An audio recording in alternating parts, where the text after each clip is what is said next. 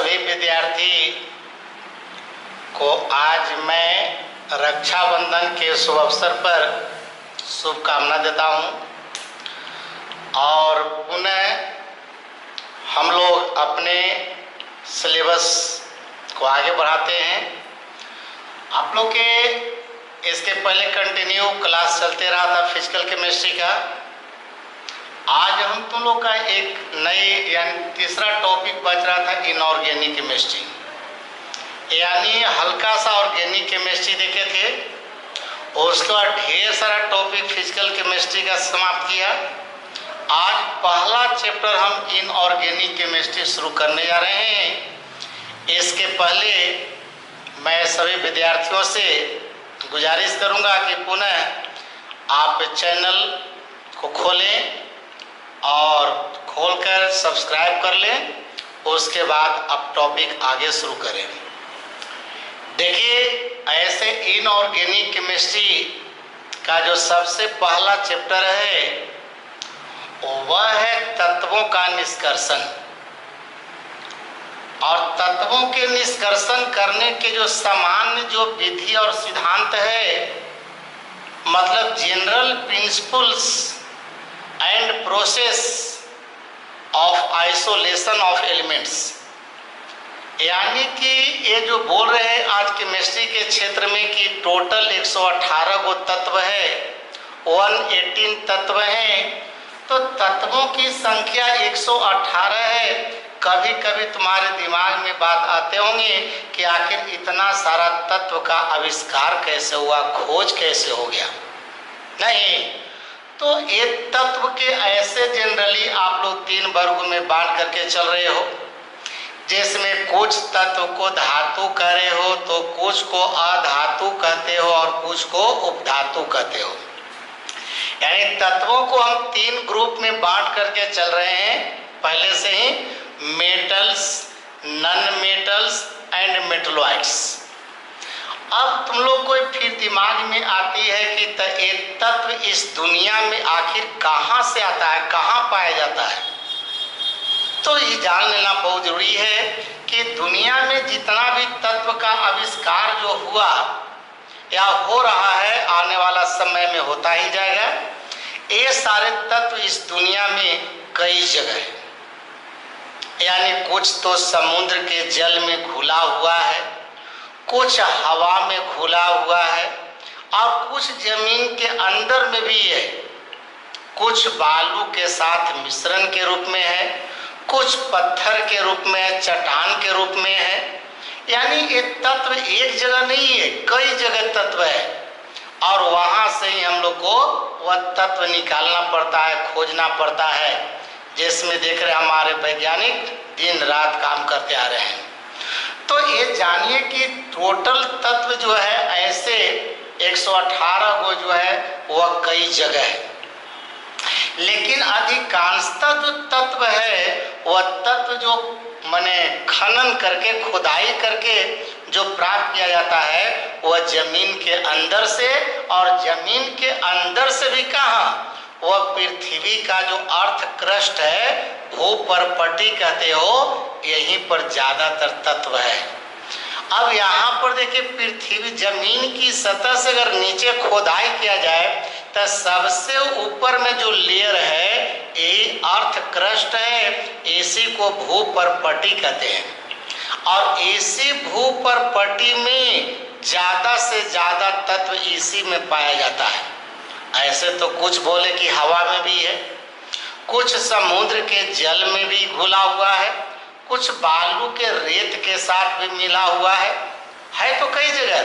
लेकिन ज्यादा से ज्यादा जो एलिमेंट्स है, बात समझ रहे हो सब लड़के, तो ज्यादा से ज्यादा एलिमेंट्स है वह पृथ्वी के भूपर्पटी, जिसको खोदाई करके जमीन के अंदर से निकाल रहे हैं। चाहे वह लोहा है, सोना है, चांदी है, अल्युमिनियम है, तांबा है, ये सब वहीं से निकाला जा रहा है, भूपर्पटी से ही। तो ये समझिए कि पृथ्वी की जो भूपर्पटी है, उस भूपर्पटी में जहाँ बता रहे हैं यही जो भूपर्पटी खोदाई करते हैं, तो इसी में भूपर्पटी में एक तत्व 2 अवस्था में है। कुछ तत्व तो देखिए एकदम फ्री स्टेट में है, जिसको नेटिव स्टेट कहते हो, प्राकृतिक अवस्था कहते हो, मुक्त अवस्था, अकेला, भले ही किसी के साथ मिश्रण के रूप में है लेकिन अकेला वो है, तो उसको मुक्त अवस्था कहते हैं। और कुछ जो तत्व है वो अर्थ क्रस्ट में संयुक्त अवस्था कहते हो, जिसको यौगिक के रूप में कहता है, कंपाउंड्स के रूप में कहते हो, कंबाइंड स्टेट कहा जाता है। तो एक होता है इन फ्री स्टेट यानी मुक्त अवस्था, और एक होता है कंबाइंड स्टेट यानी संयुक्त अवस्था।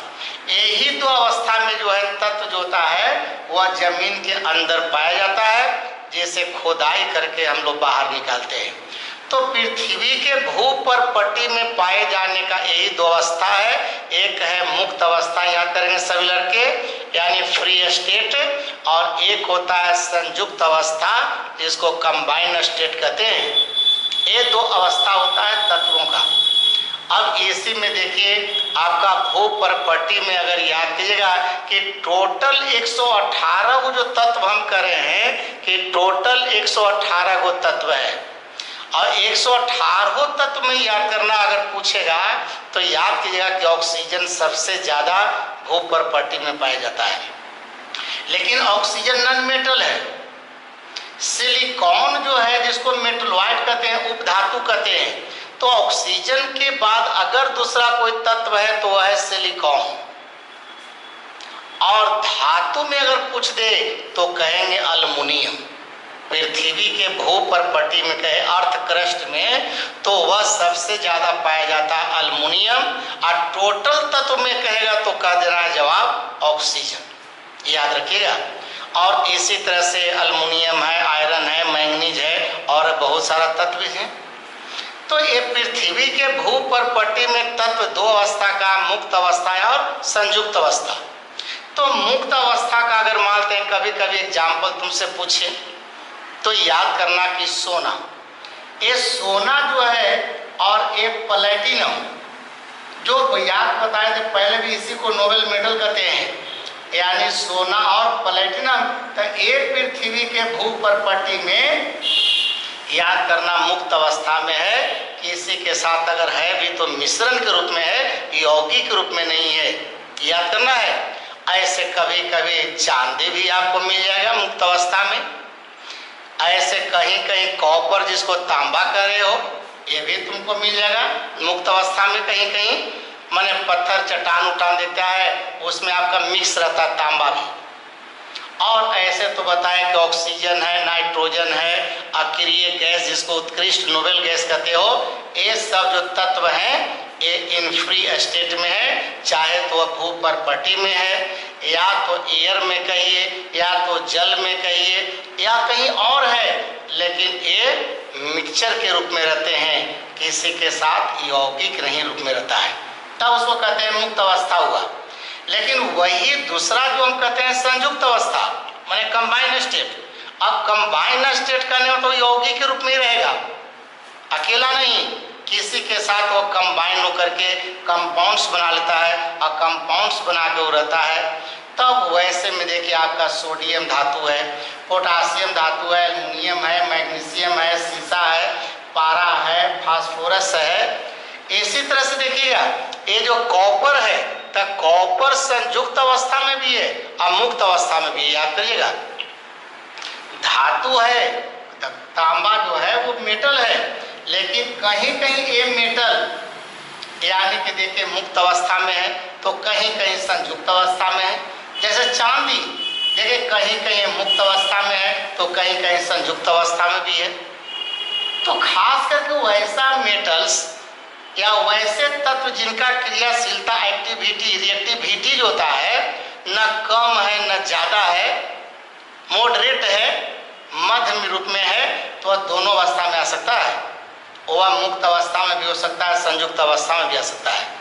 तो ये पृथ्वी के भूपर पट्टी में जो एलिमेंट्स होता है ये दो अवस्था में पाया जाता है। अब आखिर ये हम लोग मेटल्स प्राप्त कहाँ से करते हैं?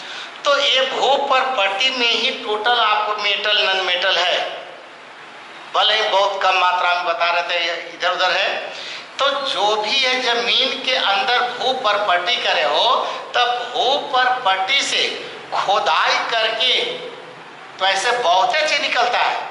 जमीन के अंदर से कोयला भी निकलता है, जमीन के अंदर से पेट्रोलियम भी निकलता है, लेकिन हम सबको खनिज नहीं कहते हैं, सबको मिनरल नहीं कहते हैं। मिनरल खनिज कहते हैं किसको तब? तो खनिज कहने के पहले ध्यान देना होगा कि खनिज कैसे पदार्थ को हम कहते हैं। देखिए, कथा पृथ्वी के भू परपट्टी में पाए जाने वाले वे सभी अकार्बनिक, पहला शर्त होना चाहिए, इनऑर्गेनिक कंपाउंड होना चाहिए, अकार्बनिक, यौगिक और क्रिस्टलीय होना चाहिए। क्योंकि फिजिकल केमिस्ट्री का फर्स्ट चैप्टर में पढ़ाए थे कि ठोस होता है दो तरह का, क्रिस्टलाइन और नॉन क्रिस्टलाइन, क्रिस्टलीय और अक्रिस्टलीय। लेकिन शर्त याद कीजिएगा, खनिज जब भी होता है तो क्रिस्टलीय, जिसका एक ज्योमेट्रिकल शेप होता है, निश्चित आकृति होती है। तो अकार्बनिक में तो बहुत सा अकार्बनिक यौगिक है, लेकिन सभी यौगिक को हम मतलब खनिज नहीं कहेंगे, बल्कि अकार्बनिक, इनऑर्गेनिक के साथ साथ वो क्रिस्टलाइन होना चाहिए। तो अकार्बनिक क्रिस्टलीय यौगिक जिनसे धातु या अधातु प्राप्त किया जाता है, वैसे पदार्थ को ही खनिज कहा जाता है। बात समझ रहे होंगे सब लड़के? अब खनिज केवल उस अकार्बनिक यौगिक को कहेंगे जो क्रिस्टलीय होती है और जिनसे हम धातु या अधातु प्राप्त कर सकते हैं, तो कहते हैं कि ये खनिज है। बात समझिए? लेकिन खनिज आखिर आपने निकाला कहाँ से? जमीन के अंदर से। तो जमीन के अंदर से ही देखिए अभ्रक भी निकालते हो, सोडा राख है, चुन्ना पत्थर है, एपेटाइट है, बॉक्साइट है, ऐसे ऐसे बहुत सारा है जो कि आपका खनिज है, जिसको से धातु प्राप्त करते हैं या अधातु भी प्राप्त कभी कभी किया जाता है। तो लेकिन वह खनिज जब जमीन के अंदर से निकालते हैं तो उसके साथ बहुत सारा कचरा भी मिला हुआ रहता है। जैसे आप लोग किसान घर के बच्चे हैं तो खलिहान में देखता है कि जब अनाज माने फसल की दौनी होती है तो उस दौनी से दो चीज मिलते हैं, एक अनाज भी मिल रहा है, एक भूसा भी मिल रहा है। तो अनाज तो आपके लिए वांछित है, उपयोगी है, लेकिन भूसा जो हो गया, जो कुछ मामले में कहते हैं कि हमारे लिए अवांछित है, तब मैं देखते उसको खाने से पहले उसको हम लोग भूसा को अलग कर देते हैं। उसी तरह से याद कीजिएगा कि खनिज जब जमीन के अंदर से निकालते हैं तो उस खनिज के साथ बहुत सारा बेकार पदार्थ होता है। तो जो बेकार पदार्थ है उसी बेकार पदार्थ का नाम गैंग या मैट्रिक्स है। बात समझिएगा? जैसे जमीन के अंदर से बॉक्साइट निकाला तो बॉक्साइट तो आपके लिए उपयोगी चीज था, लेकिन इसी में मिल गया आपका अभ्रक मिलल है, बालू है, पत्थर है, कचरा माने कीचड़ वगैरह है, तो ये सब जो है लटपटाया रहता है। जमीन के अंदर से खनिज तो निकले एकदम चट्टान के रूप में, लेकिन वह शुद्ध रूप में नहीं रहती है, उसमें बहुत सारा अशुद्धियाँ मिलाता है। तो जो अशुद्धियाँ हैं, जो बेकार पदार्थ है, उसी को गैंग कहते हैं या इसी को हम मैट्रिक्स भी बोलते हैं। इसके बाद हम लोग आगे क्लास देखेंगे क्या टॉपिक कौन से आते हैं इसमें। तो खनिज में ही आते हैं दो तरह का खनिज, एक धात्विक खनिज होता है तो एक अधात्विक खनिज होती है, जिसकी चर्चा हम अगले क्लास में करेंगे। तब तक इतनी तैयारी करेंगे। सभी बच्चों को गुड नाइट, धन्यवाद।